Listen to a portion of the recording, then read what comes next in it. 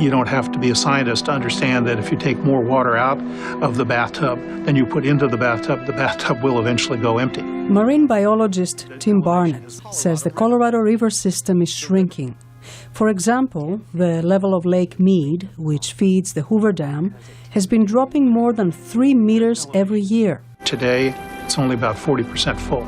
If it drops about 10 meters more, the dam won't be able to generate electricity for California, Nevada, and Arizona.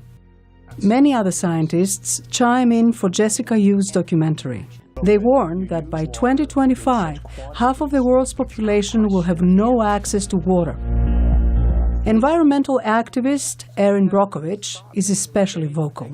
She was key in the victory against the California power plant, which was leaking toxic chemicals into the groundwater of a small town, making many residents sick.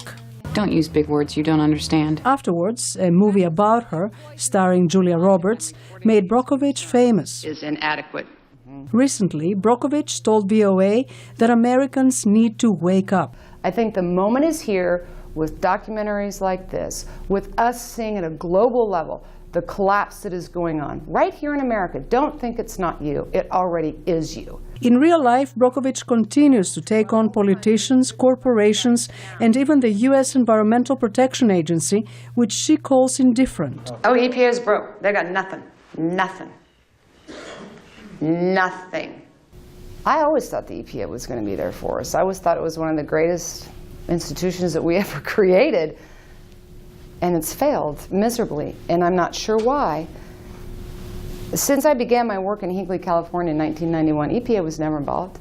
The EPA declined to comment, but said in a statement that it is working to advance the use of green infrastructure to reduce water pollution, beautify communities, and create jobs. But in the documentary, University of California endocrinologist Tyrone Hayes says chemicals that seep into the water supply, such as the herbicide atrazine, continue to jeopardize wildlife and humans.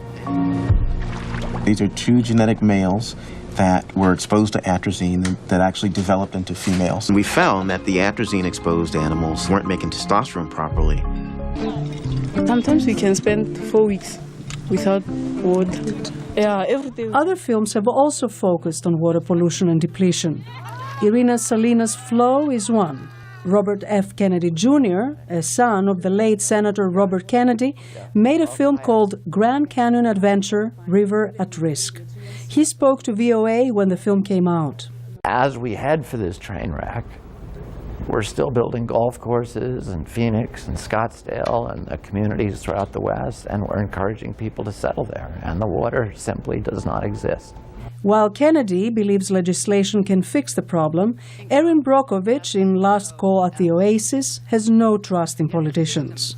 And I have to tell you, in every community I'm involved in, it will be a mother whose child has been affected that's going to come out and really have something to say. The film says there is still time to turn things around by taking responsibility for our actions and speaking up. It was Albert Einstein who said those who have the privilege to know have the duty to act. Penelope Poulou, VOA News, Washington.